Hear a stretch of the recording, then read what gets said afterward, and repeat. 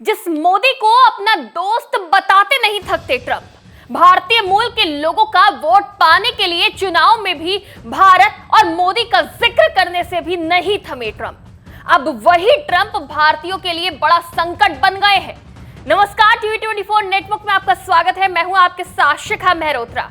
प्रधानमंत्री नरेंद्र मोदी और ट्रंप की दोस्ती के किस्से विश्व प्रसिद्ध है, पर यह कैसी दोस्ती कि दोस्त आपका नुकसान करता जाए और आप दोस्ती निभाओ।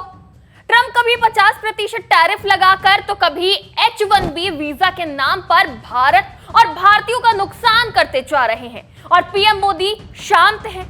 सवाल, क्या दोस्ती बचाने के लिए ऐसा किया जा रहा है या फिर कुछ और? अभी तो टैरिफ वाले मामले पर सब पीएम मोदी की तरफ से प्रतिक्रिया का इंतजार कर रहे थे। अब अमेरिका में वीजा का रेट इतना ज्यादा बढ़ा दिया गया कि वहां काम करने वाले भारतीयों की नौकरी पर संकट मंडराने लगा है। ट्रंप ने H1B वीजा की फीस 5 लाख से बढ़ाकर सीधा 88 लाख कर दी है। सबसे पहले आपको बताते हैं क्या है H1 वीजा और क्यों एक वीजा की फीस इतनी ज्यादा बढ़ाई गई है। अमेरिका में अलग अलग उद्देश्य के लिए अलग अलग वीजा है और सबकी अलग अलग फीस है, और जो फीस बढ़ाई गई है वो सिर्फ H1B वीजा पर बढ़ाई गई है, जो आम लोग नहीं देते, बल्कि जो बहुत ज्यादा ज्ञानी या विशेषज्ञ होते हैं, जो किसी बड़ी कंपनी में अच्छी सैलरी पर जॉब करने के लिए किसी दूसरे देश से आकर अमेरिका में जॉब करना चाहते हैं। यानी अब जो लोग अमेरिका में Amazon, TCS, Microsoft, Meta, Apple, Google, Deloitte जैसी कंपनियों में जॉब करने के लिए वीजा अप्लाई करेंगे, उन्हें अब 88 लाख रुपए एनुअल फीस के तौर पर देना पड़ेगा। मान लीजिए एक लड़के ने IIT बॉम्बे से बीटेक किया और उसे Amazon ने 1 करोड़ का ऑफर दिया। यह ऑफर अमेरिका में आकर नौकरी करने का था। ऐसे में अमेरिका जाने के लिए एक लड़के को H1B वीजा चाहिए होगा, जो कि उसकी कंपनी यानी कि Amazon की तरफ से H1B वीजा दिलाने में मदद किया जाएगा। अब भारत के लोगों का टैलेंट, मैन पावर, डेडिकेशन का लोहा पूरी दुनिया में माना जाता है। कम सैलरी पर ज्यादा काम करवाने के लिए विदेशों में भारत के लोगों को हायर किया जाता है। अमेरिका भी ऐसा ही कर रहा था, पर इससे अमेरिकी नागरिकों की IT सेक्टर में बेरोजगारी दर बढ़ने लगी, जिसे देखते हुए अमेरिका ने ये बड़ा कदम उठाया कि वीजा फीस इतनी बढ़ा दी जाए कि लोगों की छटनी कर दी जाए और अमेरिकी नागरिकों के लिए वैकेंसी निकल जाए। व्हाइट हाउस ने शुक्रवार को एक लेटर जारी किया जिसमें अमेरिकी नौकरियों के नुकसान और राष्ट्रीय सुरक्षा चिंताओं के लिए इसे एक जरूरी फैसला बताया गया।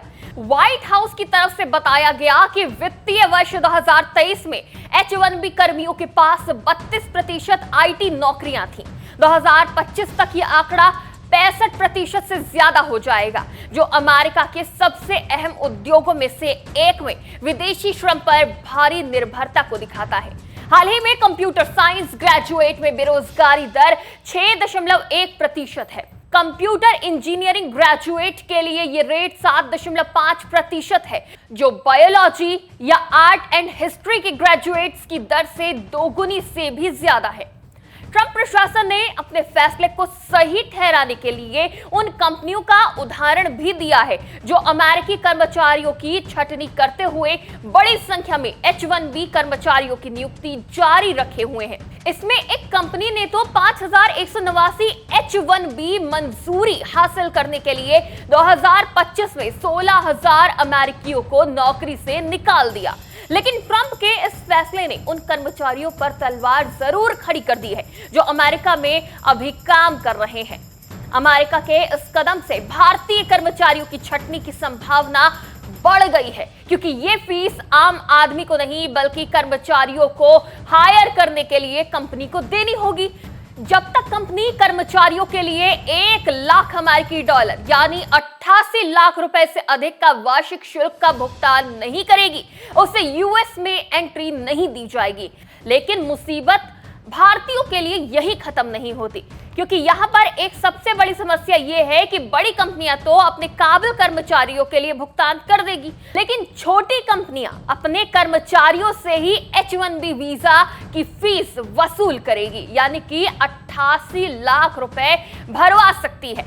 बड़ी कंपनियां तो फीस भर देती हैं, लेकिन छोटी कंपनियां इससे किनारा भी कर सकती हैं। इसके साथ ही भारतीय कर्मचारियों के लिए कंपटीशन भी बढ़ जाएगा। जो कंपनी को ज्यादा प्रॉफिट देगा वही कर्मचारी कंपनी में टिक पाएगा। अमेरिका के नए H-1B नियम से भारतीय प्रोफेशनल्स पर असर पड़ेगा, क्योंकि H-1B वीजा धारकों में भारतीय पेशेवरों की हिस्सेदारी सबसे ज्यादा है। भारतीय नागरिक प्रौद्योगिकी, परामर्श, स्वास्थ्य सेवा, अनुसंधान और प्रशासनिक सेवाओं में अमेरिका में सेवाएं देते हैं। स्टार्टअप और छोटी फर्मों पर सबसे ज्यादा असर पड़ने की भी संभावना जताई जा रही है, क्योंकि उन्हें अतिरिक्त वित्तीय बोझ उठाने में मुश्किल हो सकती है, जिससे नए अंतर्राष्ट्रीय कर्मचारियों की पहुंच सीमित हो सकती है।